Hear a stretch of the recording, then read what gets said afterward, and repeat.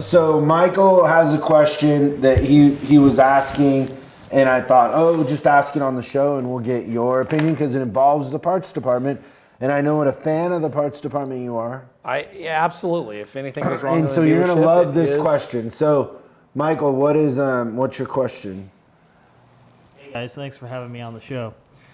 So the other day, I went into my local service department, and I was going in to get a scheduled maintenance done, as well as a recall. Because what kind of car?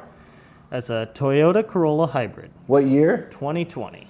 So it has a recall on it? And it already has a recall on the seat belts, of all things. Oh, okay. Yeah, so you went in, how many miles? I'm not sure. 4829. So you went in for your first oil change. Right.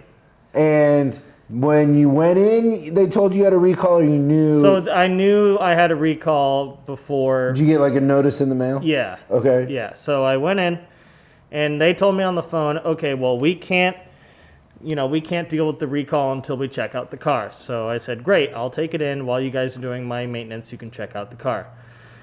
So they check out the car, and I get a phone call at the end of the day saying, hey, we did your maintenance and everything's done, but unfortunately we don't have the part to do your recall, but we're going to order it, and we're going to get you back in here next week, and we can do your recall. So I set up an appointment, and everything was great.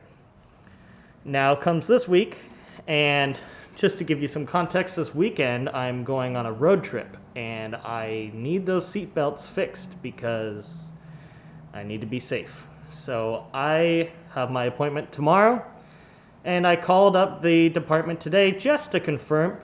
I called the lady and I said, hey. So when you called the dealership, did you ask for parts? Yeah, I called for the service department. Okay, so you asked the service department. Right, and I said, hey, I'm bringing my car in tomorrow for a recall. Last week they told me to schedule an appointment for this week. Before I bring it in, I just want to confirm that you guys have the part that you needed to order.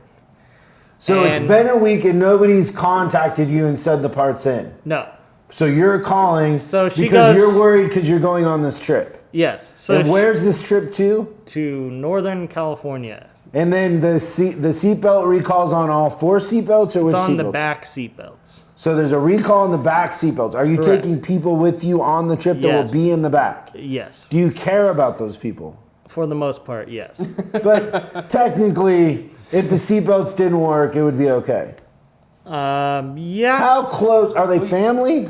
No. You know what a good parts manager would do? Give them some loaner helmets for those customers in the back seat. There you go. Yeah. So I called the lady, and she puts me on hold for a good minute, a little while. Because she has to check with the parts department. Correct. Okay. She comes back, and she says, hey, so in order to get that recall, we need to get your car in so we can inspect it so we can see what part to order. Didn't we already do that? And I said, oh, well, I did that last week. They already inspected my car. And she said, oh, well, in that case, your part's here. Sure. If they inspected it, it's here. So just come on in. So my question for you is my part really there?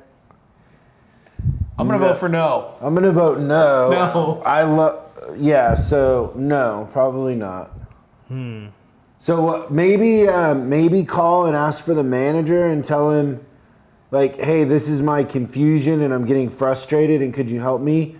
Or we could call together and we could ask for the parts department. Your appointment's tomorrow?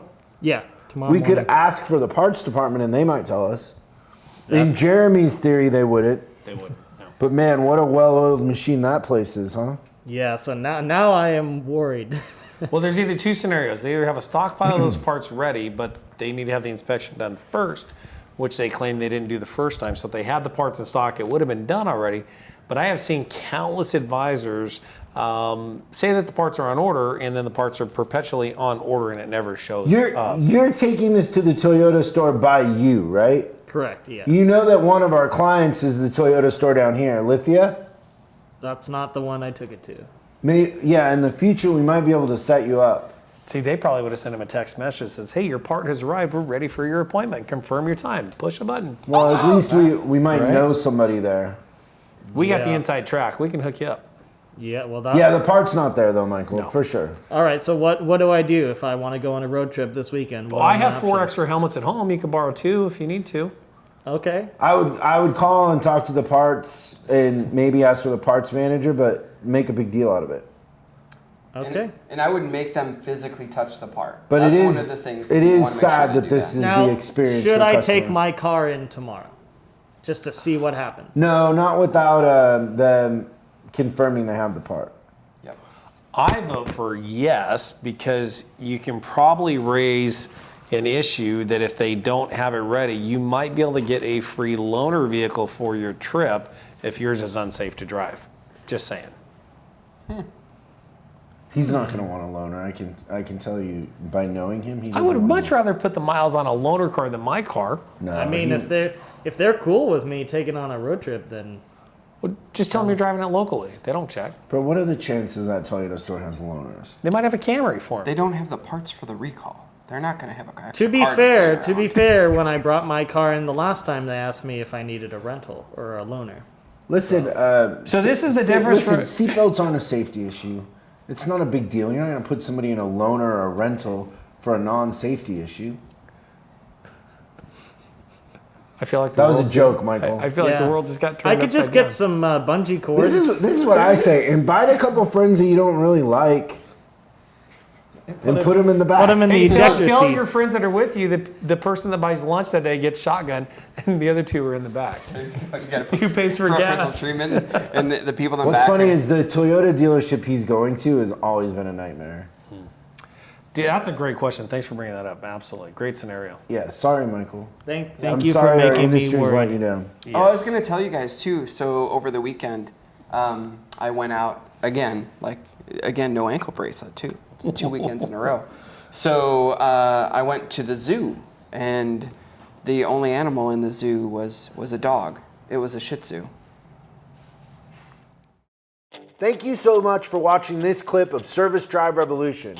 Now you can catch the full episode on YouTube, iTunes, or Spotify, or wherever you consume your podcast. If you have any questions, go ahead and post them in the comments below.